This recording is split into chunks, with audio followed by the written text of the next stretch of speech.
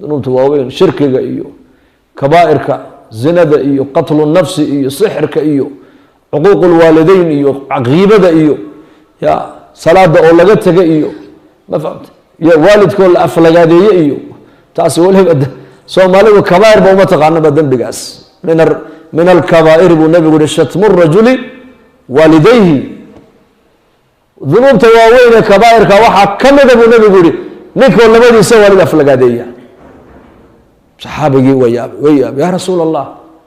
sidee labada waalid loo cahay wahal yashtamu rajulu waalidayhi oo ninku labadiisa waalid ma caayi karaa siduu u caayay buu nabigu sheego wuxuu yidhi kan kaluu aabbihi hooyadii aflagaadayn oo afxumo ku sheegi kanna kan kaluu aabbihi hooyadii aflagaadayn sidaasuu qofku ku galayaa kabaa'ir buu rasuulku yidhi taasi dadkeenna maanta waxbaba lama aba xataa waxaad araysaa dad waaweyn aabbaha waxa ku samee kule hooyadaa waxa ku samee laa xawla walaa quwata ila billah kabaa'ir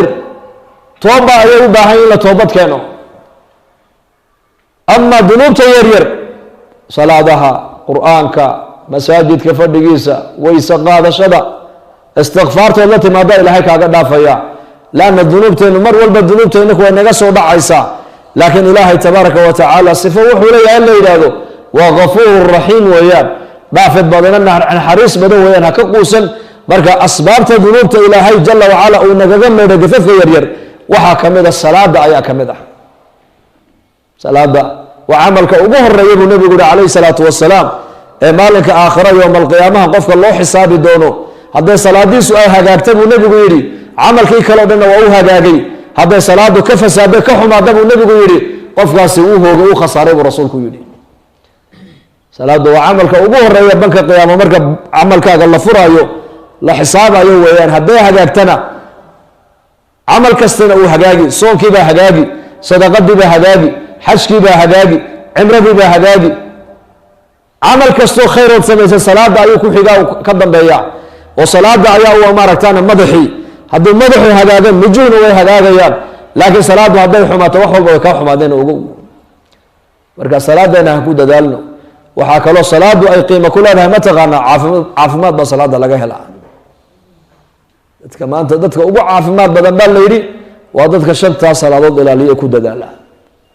hadday karayaanna salaata leylka welibana ku dara dadkii saalixiinta wanaagsanaana salaata leylka iyaku waxayba u ahayd curfiga lagu yaqaano aha salaata leylku habeenkina horey u seexanayeen horeyna way u kacayeen saacadaha ilaahay tabaaraka wa tacaala uu leeyahay ayaa waxay weydiisanaya hansiiye ayaa toobadkeena toobadda han ka aqbale ayaa dembi dhaaf doonaya dembigiisa han dhaafe saacadaha intay kacaan ba ilaahay baahidooda u sheeganayeen salaadu hadday qofku u hagaagto adduunyadiisa hagaagi oo aakhiradiisana hagaagi welibana oo zamankii nabigeena calayhi salaatu wasalaam xataa madaxtinimada marka qof madax laga dhigayo salaadaa laga eegi jiray cumar binu khadaab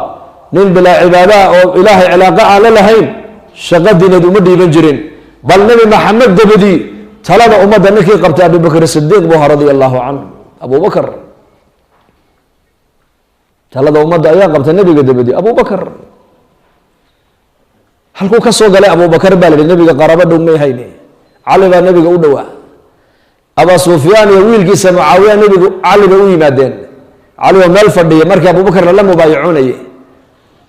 markaa bay ku yidhahdeen war taladan adiga cid kaaga xaqle ma jirte qabo ciidanna annakana weydii abaa sufyaan iyo markaa wiilkiisa mucaawiya diinta islaamka way ku cusub yihiin oo 2 ama 3 sano muddo yar bay islaam yihiin markaas weli ma gashana diintu cali baa sidaa u eego ku yidhi adiga inankaagu intaad isku daydeen nuurka ilaahay inaad demisaan een inaga difaacnay ma yarayn buu ka yidhi u yaabay abaa sufyaan iyo mucaawiye iyo markaa iyo cali waa isku dhow yihiin abubakarna waa jilib ka sii yar fog iyaku xag qabiil bay eegayaanoo waxay leeyihiin madaxtinimada nin adiga kaaga xaqle ma jiro caliyow qabo dadkuna way ku yeelayaane le nebiga sal lla ly slam laba walaalaa ini kala dhashay inantii nebi maxamed uu dhalayna waad u dhaxdo faadimo ninkeedii baa tahay xasan iyo xusein nebigu dadka ugu jeclaana waa dhashaadii waa ubadkaagii weeyaan marka cid nebi maxamed adiga kaaga dhow ma jirto meesha ma fadhido arrinkana cid adiga kaaga xaqla ma jiro talada qabay ku yidhahdeen haddaad ciidan u baahan tahayna annakaa ciidan magaalada maka ku qabanayna madiine ku qabanayne hadal wuxuu kula hadlay ayna ka soo kici karin wuxuu ihi intaad adiga inankaagu aada nuurka ilaahay inaad demisaan aada isku daydeen ee aan iga difaacnayba ma yarayn buu ku yidhi fadhiisa buu yidhi abaa sufyaanow maaha boqortooye buu ihi arrinka boqortooye maaha kaad adigu ka hadlayso waa boqortooyada weeyaan waa la kala dhaxlaa tani waa khilaafa calaa minhaaji nubuwa mid baa kuu sheegaya dhegayso nabiyullaahi muxamed calayhi salaatu wasalaam oo nool ayaa lagu yihi nebi allow salaadii baa taagan markaabuu nebigu yihi abubakar ummadda salaada ha ka bixiyo caaisha radi allahu canha ayaa tihi yaa rasuula allah abubakr sidiiq waa nin qalbi jilicsano maqaamkaaga hadduu istaago maaragtaane oohintiisa ayaa ka qaalib noqonaysa qur-aan akhriskiisa oo la fahmi maayaba qur-aankiisa markaabuu nebigu yihi caaisha aamus buu yihi adigu abubakar salaada haynaga bixiya buu rasuulku yidhi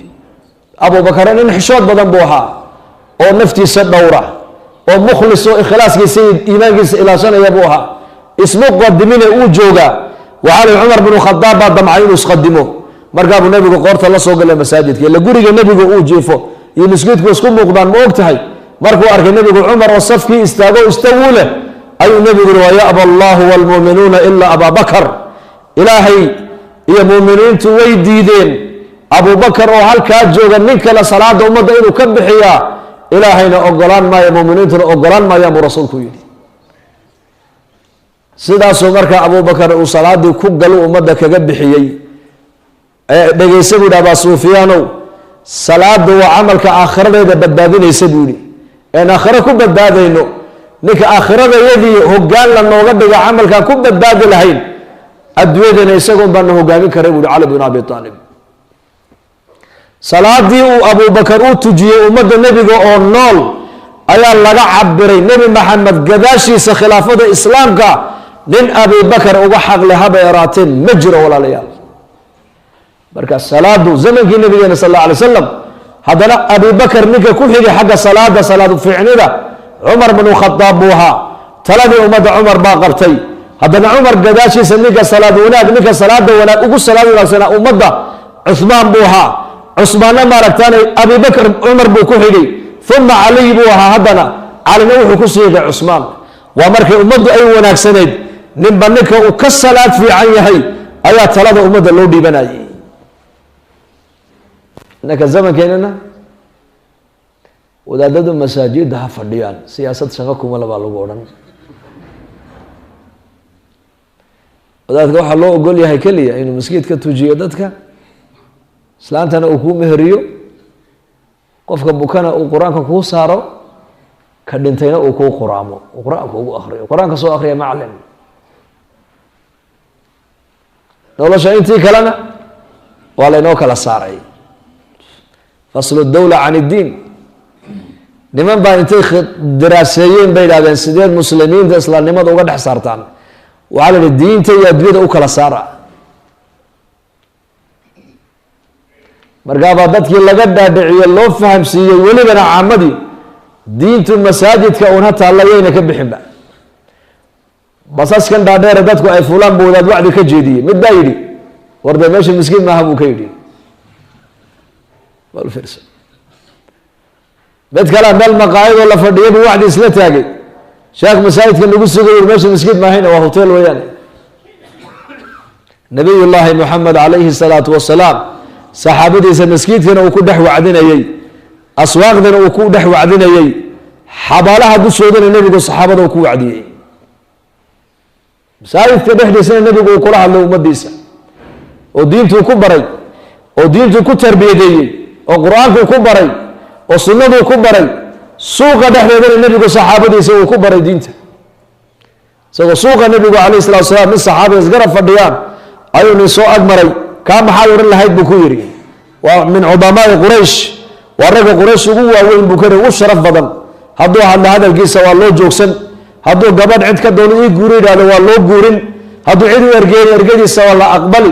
markaabuu nabigu aamusay calayhi salaatu wasalaam haddana nin kale ayaa soo agmaray kana maxaad odhan buu ku yidhi kan waa fuqarada muslimiinta weeyaano hadduu hadlo hadalkiisa cidna dhegaysani mayso hadduu gabadh cid ka doono gabadha cid siini mayso haddii uu yidhaahdo maaragtaan war hebel anaa u shafeecad qaado ergadeeda iga aqbala hadduu yidhahdana ergadiisa cidna aqbali mayso markaabuu nabigu sala allahu calayh wasalam wuxuu yidhi fawallaahi baan ku dhaartee kaa horeed arkayseena halkaa maray oo adduunka laga buuxiyey kaa keliya muuminka daciifka ilaah agtiisa ka qiimo badan oo ka khayr badan buu rasuulku yidhi waa suuqa nabigu wuxuu saxaabadiisa ku tilmaamayuu lahaa fikradaas waa qalad fikradda saxdu waxa weeyaan muslimka daciifka taagta yar leh leanna ilaahay buu cilaaqo la leeyahay salaaduu tukadaa iimaan iyo acmaal baa qalbigiisa ka buuxda kaasaa arlada kii horeo arlada laga buuxiyey muuminkaasaa ka qiimo badan buu nabigu yihi marka diintu walaalayaal waa laynoo kala saaray maante diinteennu noloshoo dhan bay galaysaa noloshoo dhan cahdigii nabigeena calayhi salaatu wasalaam ka dadka ugu salaada wanaagsan leh ka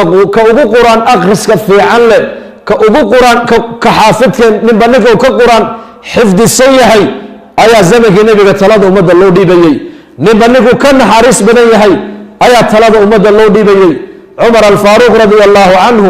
ayaa ninba u yimiday oo yidhi maad aniga iga dhigtaa waalid dowladdii islaamtu waa taballaaratee maad anigana magaalo intood ii dhiibto aad amiir iga dhigtidaa cumar baa yidhi waad u qalantaa raggii diinta u soo dadaalay baa tahee waa hagaaga beritoola ii kaale buu yihi warqadii baan kuu qoraya aad ku shaqo tegayse noodkiibuu markaa u diyaariyey nood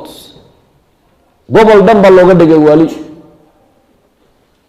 ninkii wuxuu u yimid cumar bnu khadaab oo ciyaalkii isagu uu dhalay iyo kuwii dhashiisu ay dhaleen ay la ciyaarayaan oo mar dhunkanayo oo mar caynkan oo markaabuu ninkii sidaa u eeg yaa amiir almuminiin caruurta yaryarna ma la dhunkadaa markaabuu cumar ku yidhi ha wallaahi anu intaasoo u badaan dhalo weli midna ma dhunkan buu yidhi markaabuu cumar ku yidhi warqadii aan kuu qoray bal soo celi uu ka qaaday uu jaxjaaxay oraba xaafadaada fadhiisa buu ku yidhi naxariista reerkaagiiyo dhashay baad u naxariisan weydee see ummad ugu naxariisan buu ku yidhi adigu seed ummad ugu naxariisan orad naxariista gurigaaga ka soo bilow naxariis madaxa ninka ummad tala u qabanaya salaada laga eegayey qur-aanka imsaad haysaa buu nabigu odhan jiray markuu nabigu ciidan uu dirayo xaafid alqur-aankuu nabigu talada u dhiibayo uu odhan jiray calanka qaad adu marka laba nin qabri lagu wada ridayo fi ayaami aljihaad cinda almacraka waxa odhan jiray kee qur-aan in badan haya kan kaa horreysiiye buu nabigu qabriga horta kaa dhigay buu nabigu odhan jiray qur-aanku ciyaar ma ah marka diinta walaalayaal nolosheena diin baa la rabaa nolosha inaan gelino waa kala saarnay maanta waa laynoo kala saaray yaan lagu kala saarin diinta maskiidka aad ku haysatid baa loo baahan yahay inaad banaanka ula baxdid diinta maskiidka taalla waa diinte qofka maskiidka markuu dhex joogo waa mutadayin akhlaaq wanaagsan baa ka muuqata khushuuc baa ka muuqata qur-aankii buu akhrisanayaa ilaahay buu baryayaa culummadu dhegaysanayaa dadka si fiican buu u salaamayaa masaajidka dhexdeedana inuu macsiyo ku dhaco uu macsiyo ku sameeyo ku dhiiran maayo waxuu leey waa beytka ilaahay uu xishoonayaa xataa hadduu arko laba qofoo masjidka dhexdeeda hadal yaroo adduunye kaga dhex sheekaynaysa wuxuu odhan waryaada xishooda meesha waa maskiide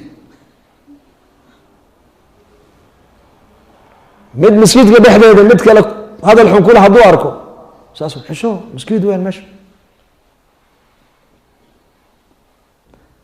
masaajidka sida aan ku dhexnahay een ilaahay ugaga baqayno iskuna ilaalinayno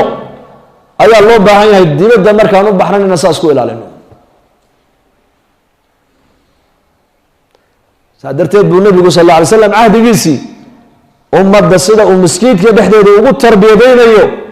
ayuu banaanada ay joogaan nabigu ugu tarbiyadeynayay marka ikhwaani walaalayaal salaadaan ku dadaalno salaadu waa meesha diinteenna maaragtaan qofka diintiisa laga garto weeyaan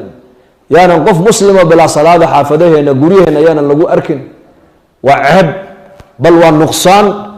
bal waa khasaare inaad aqalka adigu aad ka soo kacday salaada subaxaad ka timiday inaad dadka kale aad kaga timaado iyaka oo hurda waa nuqsaan weeyaan labada qof ee isqabtay buu nebigu sheegay waa uu duceeyey nebigu gabadhana wuu u duceeyey ninkana waa u duceeyey ninka buu nebigu yihi habeenkii kaca ee salaata leylka u kaca ee xaaskiisana kiciya hadday diidana biyo yar ku shaydhiya ilaahay ha u naxariista buu rasuulku yidhi haweeneyda muuminadda ee habeenkii salaata leylka u kacda ee ninkeedana kicisa haddii uu diidana biyo yar ku daadisa taana nebigu waa u duceeyey allah u naxariista buu nebigu yidhi waa naxariis wa nebigu cali iyo faatima uu dadka ugu jeclaa ayuu nebigu intuu soo maro habeenkii odhan jiray miyaana tukanayn miyaana tukanayn alaa tusaliyaan markuu nebigu hadalkaa ku leeyahy cali iyo faatima quud wax aqalkooga baad cunto oo afka la geliyo ma taallo waxaad saaga ku afurataan ma haystaan odhan maayo bal waxau nebigu odhanayaa ma tukateen miyaana tukanayn cali faatima u yimid waa berigii markuu waagu baryey xasan iyo xuseen aawe yaa rasuul allah waagaa noo baryay tiri anakoo xalay toolanaa bela xeraad waxba ma cunin saakana aqalka wax la kariya ma yaalaan marka oohintoodiibuu cali iga qaado xaggaa beeruhu ula kacay ku tiri uu ka daba yimiday nebigu sal alla alay slam wuxuu arkay cali binu abi aalib oo nin yahuudiya beertiisii ceel uu lahaa markii baldi uu soo saaro biyaha ugu shubaba xabad timira mushqaayad loogu xisaabiyo la siiyey oo xoogaha timira intuu shaqeeyey xasan iyo xuseen halkaa intuu geed hoos fadhiisiiyey timirtiiyo biyaha isku cunayaane ciyaarayaan markaabuu nebigu u yimid oo xasan iyo xuseen buu nebigu la fadhiistuu la ciyaaray markaabuu yaa cali ubadkayga cidaabdu intay ku kululaan maad iiga hoysida ma odhan labadaadii wiil intood soo qaadatay ood u shaqaysood siisay timir iyo biyo ayaad inantaydii faadumana gaajo kaga timida miya war gabadha ii fur soomaaliya hadduu yahay ka waran maba naxaysid buu leeyahay ciyaalkaagaa taqaanaa inantaydan anaa dhale keen ma odhan nebigu sidaa labadeedan ubada maad cadaabda iga celisidaa buu yidhi intuu dhigu kullaan yaa rasuul allah iyakii wax yar baan u shaqeeyo way cuneene faaduma ani yar u shaqeynaya ii kaadi buu ku yidhi markaasuu shaqeeyey nebiguna xasan buu qaaday xusein buu qaaday calina xasan buu qaaday waxaa la yidhi xusein nebiga xag inta hoose uga ekaa baa la yidhi xasanna nebiga inta saro ugu ekaa baa la yidhi waa labada uu nebigu asxaabtiisii ummadiisa ugu jeclaa maalin khudbadda jimcada nebigu isagoo khudbadeynaya bay labadooda orday masjidka soo galeen khudbaddii intuu joojiyey buu nebigu halkooga ugu tago soo xambaaray markaasuu saxaabadii nebigu ku yidhi labadaa markaan arka ma joogi kara buu ku yidhi ilaahow kii jeclaadana jeclow kii nacana ilaahow nac buu rasuulku yidhi kuwaasaa bilaa cunto ku seexanaya ka warrama inankana guryaheena raashin baa ka buuxa soo ma nicmadiiba intay naga badatay ay dadku dib qaarkood nicmadii ilaahay ugu kufrinayaan soo maha fa walaalayaal dadka xaafadeenna joogeed ka soo kacdeen salaada kula dadaala oo ubadka salaada ku tarbiyadeeya cumar binu khadaab baa odhan jiray war awlaadiina 7 sano u horeysa la ciyaara 7 ku xigtana buu odhan jiray edbiya oo tacliimiyo gacanta soo qabta 7 ku xigtana ilmaha maaragtaan la saaxiiba 21 sano ilmuhu tarbiyad saxa hadduu labadiisa waalid uu ka helo ilmahaasi ilmo taabagale buu noqonayaa naftiisana wax tara dadkiisa iyo diintiisana wax tara buu ilmahaasi noqonayaa marka walaalayaal zamankuna runtii waa zaman adag weeyaan zaman adag weeyaan khaasatan dadka dhalinyarada xilli adag bay kusoo dhaceen maanta laakiin badbaado waxaan rajo leenahay maanta rajaan qabnaayo dadaal diineed baa inoo socdaa saxwa islaamiya maanta adduunka ka socota culumadii macalimiintii ducaadii jamaacadadii ijtimaacyadii mu'tamaraadkii muxaadaraadkii bayaanaadkii wacdigii meel walba maanta waa lagula daba joogaa marka fursadda insha allah han ka faa'iidaysano oo kuwa diinta ilaahay barta ee u dadaala ee ku dhaqma allah inaga dhigo insha allah dhaxada firaaq markaad heshaana ilaahay dartii u baxo jamaacadada raaca oo dadaalka diinta culimada iyo maaragtay ducaada kaliya inaan ku koobine adigana diinta xil baa kaa saaran diintu ma diinta wadaadada unbaa mise waa diinteeni war bal sheegade soo teeni ma soo inaan aakhira ku badbaadno ma rabno ha dhahda de diinta markaa waa inaan wax gashano weeyaan caqligaaga cilmigaaga dhaqaalahaaga fikirkaaga muddo yaroo kooban bay asxaabtu diinta wax gashadeen ilaa qiyaamaha loo ducaynaya. saxaabada rasuulka in yar Abu Hurayra dhowr sano ayuu nabiga la joogay dhowr sano ilaa qiyaamaha loo ducaynaya. Sacd ibn Mucaad ninka la yidhi nabiga 6 sano la joogay maalintuu dhintana carshiga raxmaanka u gariiray 70,000 oo malag baa aaskiisa ka soo qayb gashay buu nabigu yiri. waa muddo yar waxay nabiga la joogeen laakiin muddada yar maxay isticmaalaan ma taqaanaa xoogoogii oo dhan bay diinta wada gashadeen. Abu Bakr Siddiq radiyallahu anhu adduunka 20 sano ku dhawaad buu nabiga ag jooga ka soo qaad 20 sano kama badnayn ama dhowr iyo 20 sanadood dheef buu gashaday diinta ilaa qiyaamaha manaabirta adduunka oo dhan baa looga ducaynaya. war wax lagu tabco diinta ugu khayr badan khayr diintu wayna ku raacdaa baa la yidhi wayna kaa hadhaa laakiin haddaad adduunyo u tacabto keliya tacabka adduunyada uu kaa hadhay laakiin aakhire waxba ku raaci mayso. sida bahalkan la yidhaahdo juclaan ma taqaanaan juclaan soomaalida waxaa tirahdaa xaar walwaal maxaa u taqaanaa inagu dooshaan juclaan oo luqa carabiya soo mahayn bahalkaasi baa la yidhi saxaradu ka dhiga kubad u kuusaa maantoo dhan uu soo riixi waxaan uu wato iyo godka uu ku wadaa isla ekaynba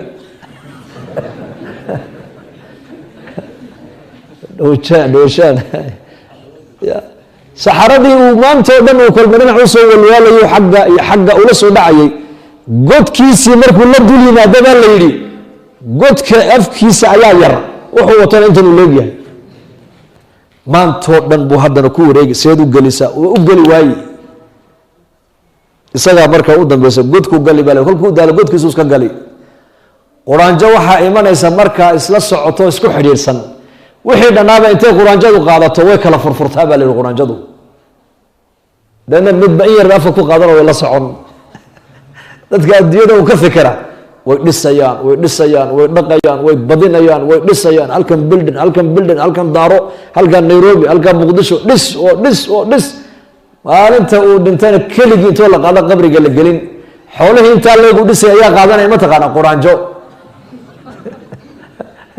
ciyaal hadday saalixiin noqdaan buu rajo leeyahay u duceeyaan oo waqfina u bixiyaan wax